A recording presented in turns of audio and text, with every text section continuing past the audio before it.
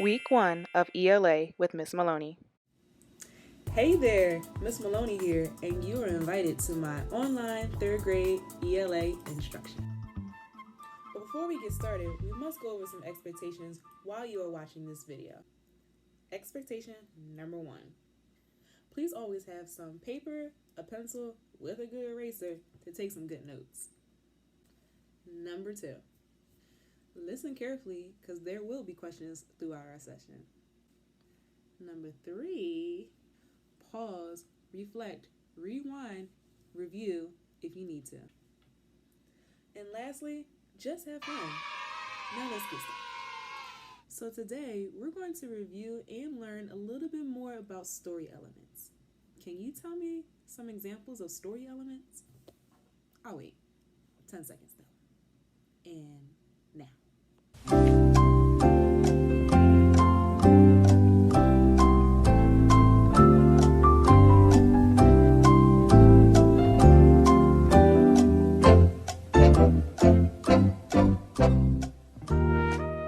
Okay, time's up. So, what did you come up with?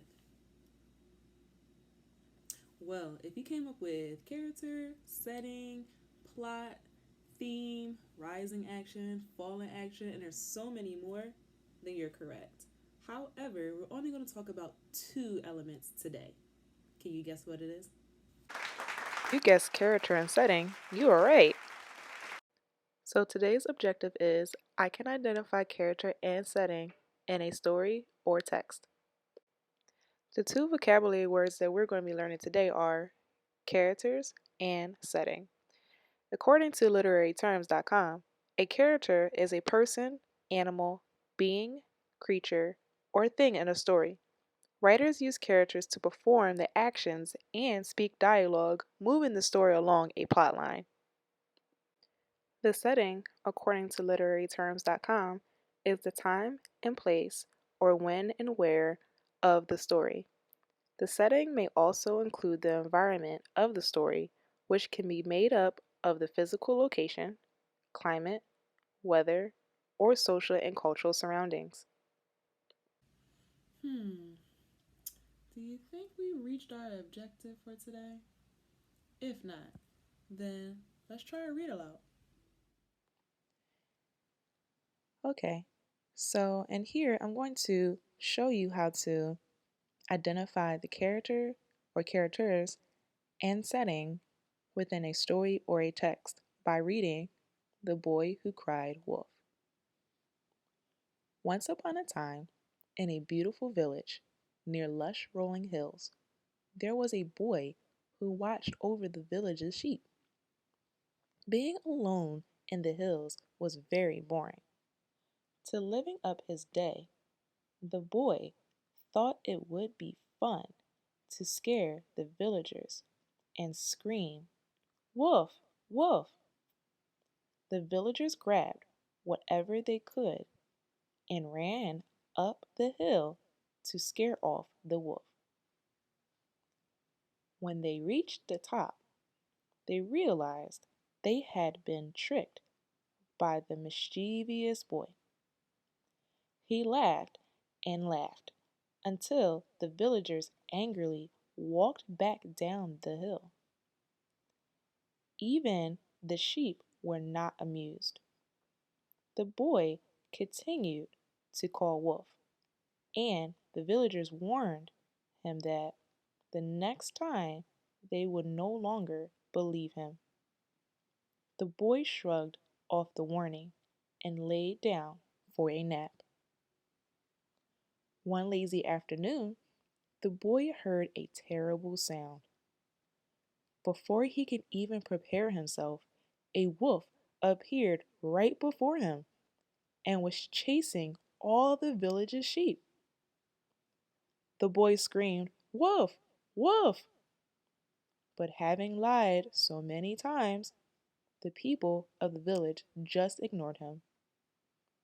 With no one to help him fend off the wolf, the sheep all ran away, and the boy was left crying on the hill. All right, so my next page as follows. Says after reading The Boy Who Cried Wolf, fill in the following setting, characters, and effect of the boy's actions, then determine the genre of the story. Okay, so even though it says that, we are not going to focus on the cause and effect, neither the genre of the story, because that's not our focus. Our focus and objective today is I can identify characters and setting in a text or a story. So that's what we're going to do today. All right, so what is the setting? Who are the characters? Well, I can't find it on this page. So I must go back into the text to find that information. Remember, you could always refer or go back into the text or story to find your answers. So let's go back. All right, so now that we're back on the first page, I'm going to either highlight or underline main parts of the story to figure out who are the characters and what is the setting. I think I'm going to use a highlighter today. So, first question was, what is the setting? I'm going to use yellow, and I'm going to reread the beginning of the text to identify where the setting is. What is the setting? Remember, the setting could be either when or where a story is taking place. Okay, so let's reread. Once upon a time, in a beautiful village near a lush rolling hills, there was a boy who watched over the village's sheep. Being alone up in the hills was very boring. To living up his day, the boy thought it would be fun to scare the villagers and scream, "Wolf, wolf." The villagers grabbed whatever they could and ran up the hill to scare off the wolf. So, one thing the author loves to do is that he or she, sorry, would love to set up the story where you can visualize or see where it's taking place and who is in it. This first paragraph alone actually told me that. Can you identify the setting based off of the first paragraph?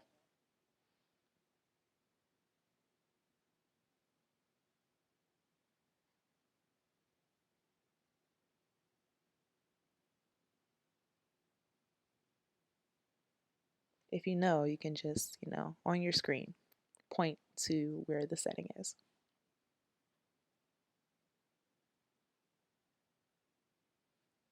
If you had point to in a beautiful village near lush rolling hills, you are correct.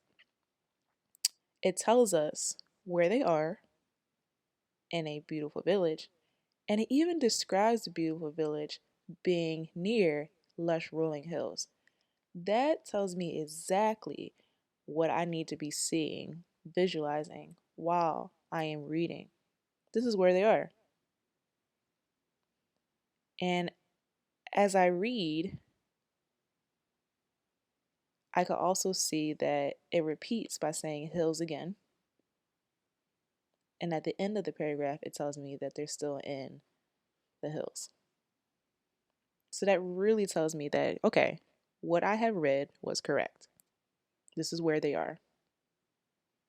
So switching over to my green highlighter, can you identify the character or the characters in this text or story?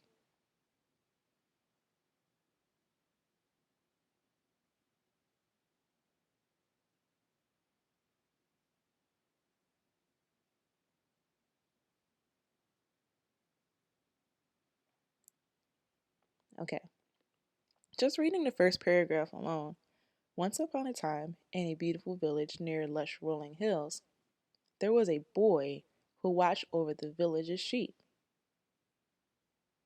Well, characters can either be people, animals, things, and I know a boy is a person. watches over the village's sheep. Okay. Being alone up in the hills was very boring. To living up his day, the boy, repeats itself again, thought it would be fun to scare the villagers. So that's a group of people that live in the village and scream, woof, woof. The villagers, here it goes, repeats it again, so I know it's right, grabbed whatever they could and ran up the hill to scare off the wolf. Okay. Now you're probably thinking in your mind, but wait, can't the sheep and the wolf be characters too? They're in the story. You're absolutely right. I can highlight the sheep and the wolf.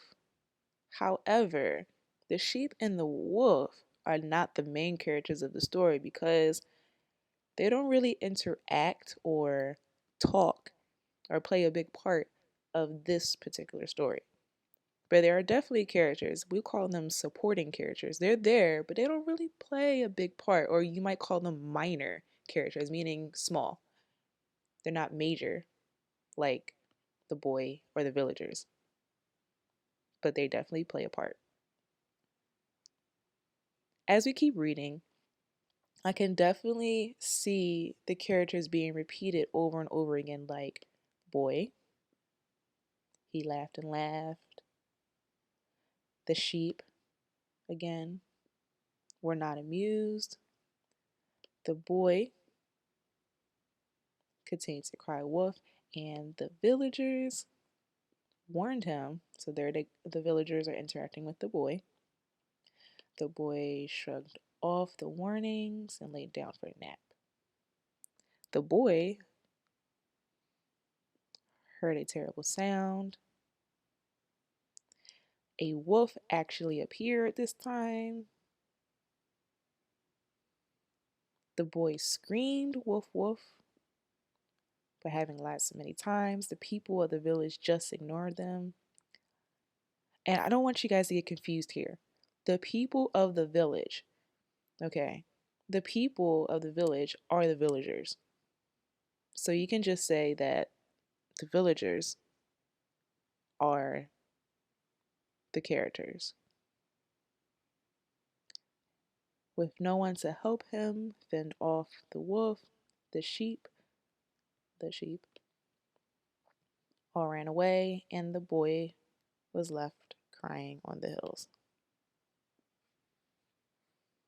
Okay? So that pretty much told me who the characters were throughout the entire text or story because it's repeated multiple times to let me know this is who is in the story that we're talking about. Okay, so now we can answer our questions. What is the setting? The setting is, or where, in a beautiful village near lush rolling hills. So I can definitely type that in. In a beautiful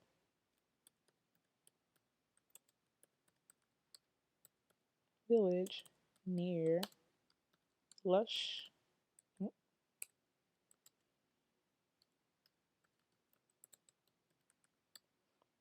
Okay. And the main characters. Remember, we had two main characters and two supporting characters. And the two main characters were the boy, the boy, and the villagers. Okay? Remember, the sheep and the wolf were there, but they didn't really play a huge part in this story. Okay, so do you think you understand how to identify the setting and the characters in a text now? If you have not, I hope you remembered at least the first three expectations I said in the beginning of the video was 1. Please always have some paper and a pencil with a good eraser to take great notes. Number 2, listen carefully for there will be questions throughout our session. And number 3, pause and reflect, rewind, and review if you need to. So I hope you met my last expectation of just have fun while you reading today. Once again, my name is Miss Maloney, and I hope all of you have learned a lot today and will have a great day on purpose. Until next time.